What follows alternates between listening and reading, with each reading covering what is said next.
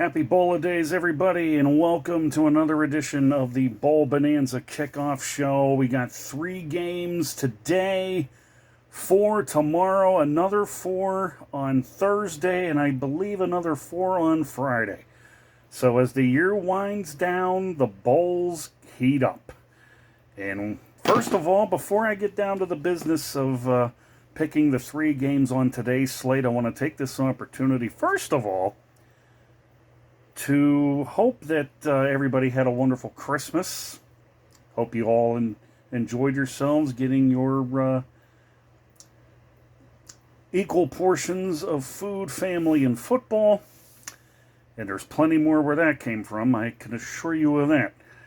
Number 2, congratulations to all the teams who won their bowl games on Saturday, and especially to Northwestern for wrapping up a season of a lifetime. I almost want to ravel that to the 95 team that went to the Rose Bowl when no one expected them to do what they did. And Northwestern's good for something like this. Northwestern beating Utah in the Las Vegas Bowl 14-7.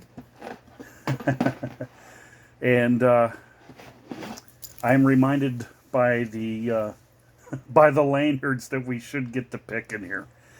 So we got 3 games on the slate. Pardon me. We're going to begin things. Oh, yeah, I should point out also, it's somewhat of a separate issue, but an ideal segue is born from this.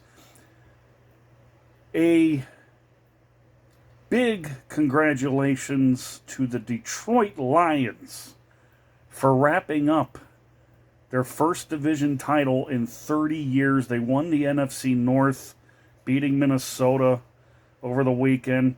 And it's Detroit where we begin our bowl picks.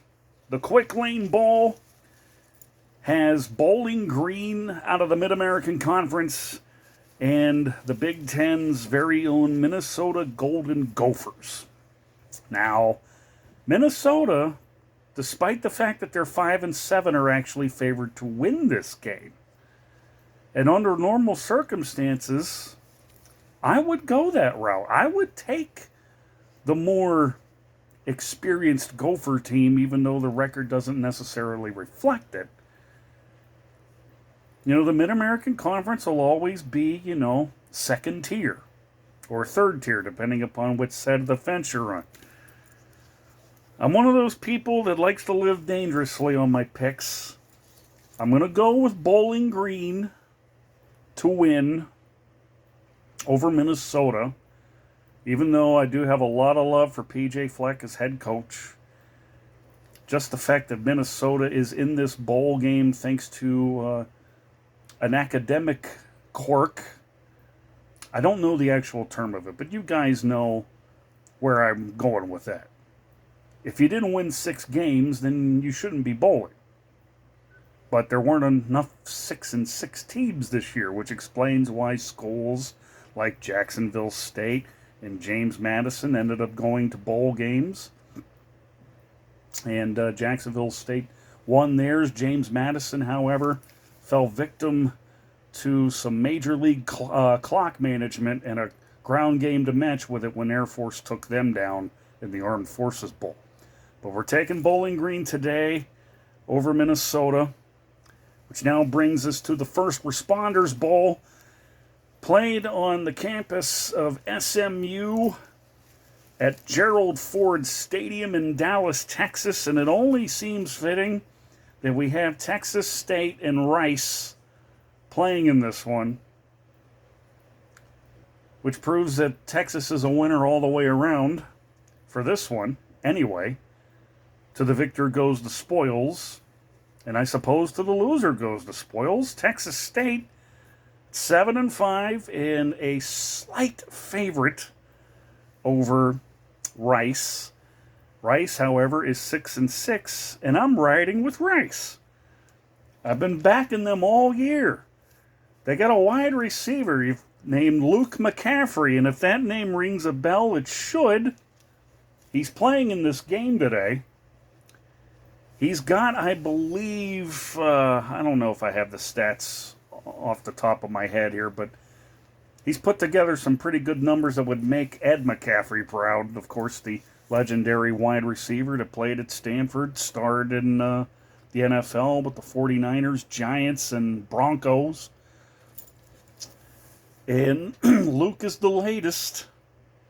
Luke is the latest in the family tree to make his way through the college ranks. And if he's playing, watch him. He's worth the price of admission. I mean, he's not Marvin Harrison Jr., and he's probably not going to be name-checked by a lot of experts, but you can never underestimate the pedigree and the family name. So, if there is a ball for him to catch, he will catch it today. And I am expecting a lot of balls coming in his direction as Rice and Texas State hook up in the First Responders Bowl. Which now brings us to our last pick.